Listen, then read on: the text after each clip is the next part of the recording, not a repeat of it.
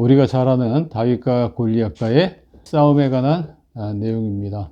이 내용이 주는 교훈이 약한 사람이 믿음이 있으면 강한 사람과 싸워서 이길 수 있다.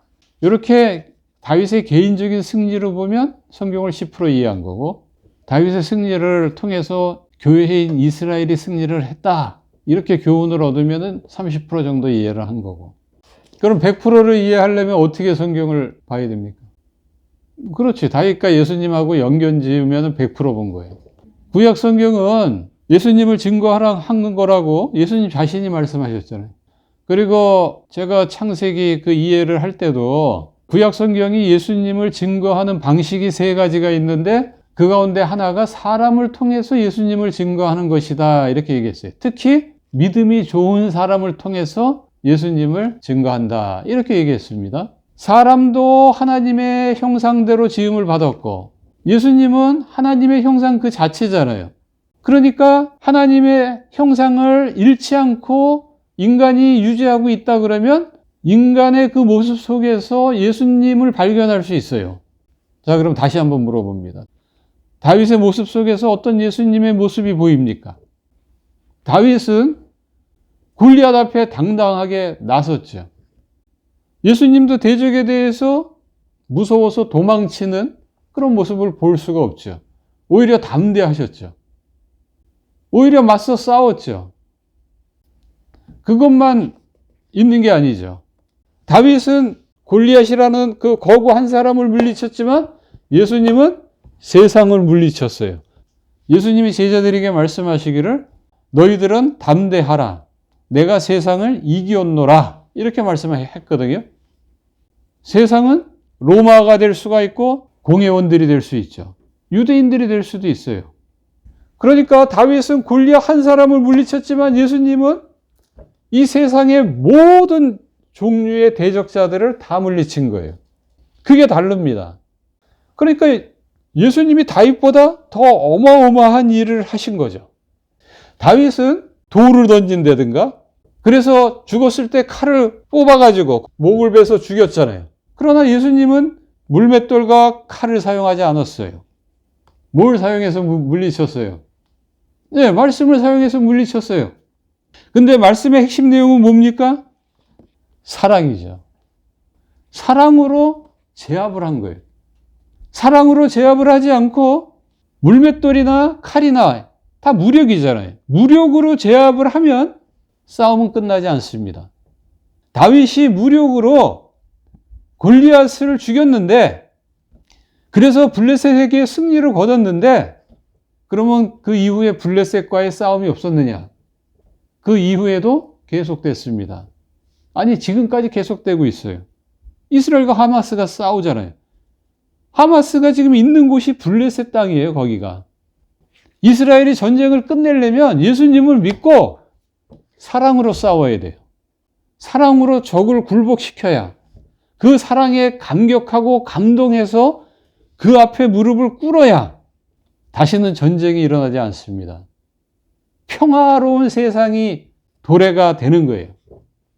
예수님이 그걸 알기 때문에 베드로가 칼을 썼을 때 칼을 쓰지 말라고 막으신 겁니다. 칼로 일어선 자는 칼로 망한다. 칼을 쓰면 또다시 상대방이 칼을 또 쓰게 돼 있어요. 내가 칼을 쓰면 상대방도 칼을 씁니다. 그러나 내가 사랑으로 굴복을 시키면 그 상대방도 나한테 사랑으로 대하게 됩니다. 그래서 평화는 유지가 되는 거죠. 이게 차이점이에요. 다윗이 예수님을 증거하고 있지만 100% 증거는 못합니다. 왜냐하면 원죄를 갖고 있는 인간이기 때문에 100% 증거는 안 돼요.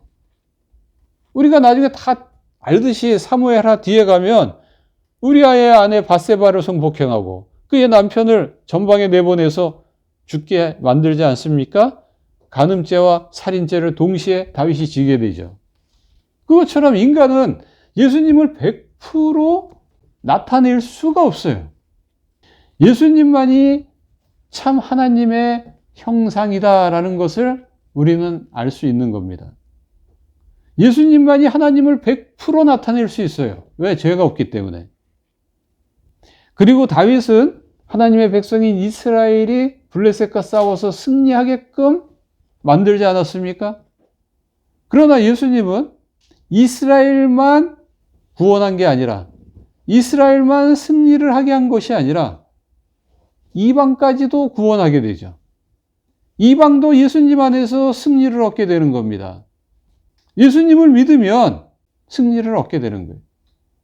다윗을 왕으로 믿고 다윗이 골리앗을 죽였다라는 것을 믿게 되면 용기가 생겨서 나가서 싸워서 승리를 얻게 됩니다. 그것처럼 만왕의 왕이신 예수님을 내가 믿고 나가서 싸우기만 하면 나한테 승리가 자동적으로 오게 됩니다. 어려운 일을 만나면 내 앞에 골리앗이 나타났다, 믿음으로 싸워서 승리하면 된다, 이렇게 얘기하지만 골리앗은 이 세상에 없습니다. 예수님이 이미 다 죽여놨어요. 원수들을 다 굴복을 시켜놨다고요. 마귀가 이제는 매임을 당했습니다. 꼼짝을 못해요. 묶인 사자와 같아요. 묶인 사자를 보고 두려워할 사람이 어디 있습니까? 동물원에 갇혀있는 사자를 보고 어이구 무서워 불불 떨거나 도망가는 사람은 없습니다. 마귀가 동물원의 사자 같은 그런 지금 상황에 놓여 있어요. 그렇기 때문에 마귀를 보고 뒤로 물러설 이유가 없죠. 귀신들을 보고 도망칠 이유가 없죠. 그냥 당당하게 맞서 싸우면 돼요. 그리고 아까 예수님께서 사랑으로 승리를 했다고 했는데 한 가지가 더 있습니다. 뭐겠어요? 부활입니다. 사랑으로 원수들을 대하니까 이게 우습게 알아요. 아무 힘도 없는 나약한 존재로 알아요. 크리스천들이 사랑으로 대하면 세상은 우리를 우습게 봅니다. 별 볼 일은 없다라고 생각할 수 있어요. 예수님이 그런 대접을 받았으니까요. 너무 예수님이 나약하게 보였기 때문에 결국 예수님을 십자가에 못 박아 죽인 거죠. 로마의 총독 빌라도와 공의원들이 결탁을 해서 예수님을 십자가에 못 박아 죽였던 거죠. 그러나 예수님은 3일 만에 다시 살아나셨습니다. 그리고 제자들한테 보여줬어요. 죽음으로 끝이 아니라는 것을 보여줬습니다. 죽어도 산다라는 것을 보여줬어요. 영화 같은 데서도 보면 죽였는데 다시 살아납니다. 죽였는데 또 살아나요. 칼로 찔러도 안 죽습니다. 총으로 쐈는데 쓰러졌다가 다시 살아납니다. 폭탄으로 폭발을 시켜서 몸이 다 분해가 됐는데 그 조각이 다시 쩌르륵 하고 맞춰져 가지고 다시 살아납니다. 다시 일어나서 덤벼요. 무섭죠? 예수님이 그렇게 무서운 존재가 된 거예요. 예수님을 믿는 사람들은 예수님의 십자가만 믿는 게 아니라 부활도 믿지 않습니까? 예수님의 부활을 믿는다는 것은 우리의 나 자신의 부활도 믿는다라는 것을 의미하는 거예요. 원수들이 사랑으로 대하는 나를 무시하고 얕보고 조롱할 수 있습니다. 예수님도 그렇게 당했으니까요.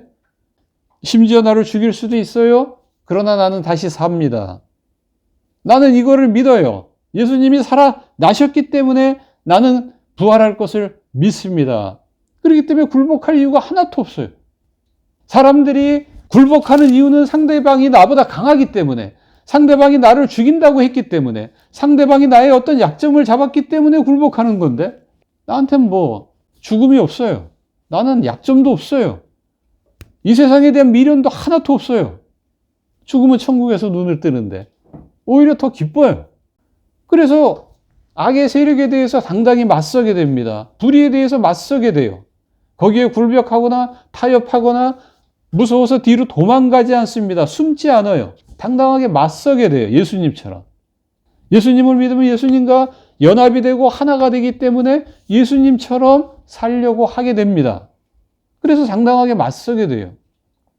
히브리서 11장에서는 이런 사람에 대해서 세상은 감당하지 못한다라고 말씀하고 있습니다. 그렇잖아요. 세상이 어떻게 우리를 감당하겠어요? 말로 구슬려도 안 돼, 협박을 해도 안 돼, 실제로 사람을 보내서 해를 가하거나 죽여도 안 돼. 예수님이 보여준 승리는 다윗이 보여준 승리에 비하면 어마어마한 승리죠. 그죠? 다윗은 골리앗과 블레셋에 대한 승리지만 예수님의 승리는 세상에 대한 승리요, 죽음에 대한 승리요, 죄에 대한 승리요, 모든 악에 대한 승리이잖아요. 전혀 차원이 다른 거예요. 그래서 우리 그리스도인들은 구약의 신앙 인물들보다 더 전혀 다른 차원의 삶을 살아야 되는 거예요. 그렇게 살 수가 있어요.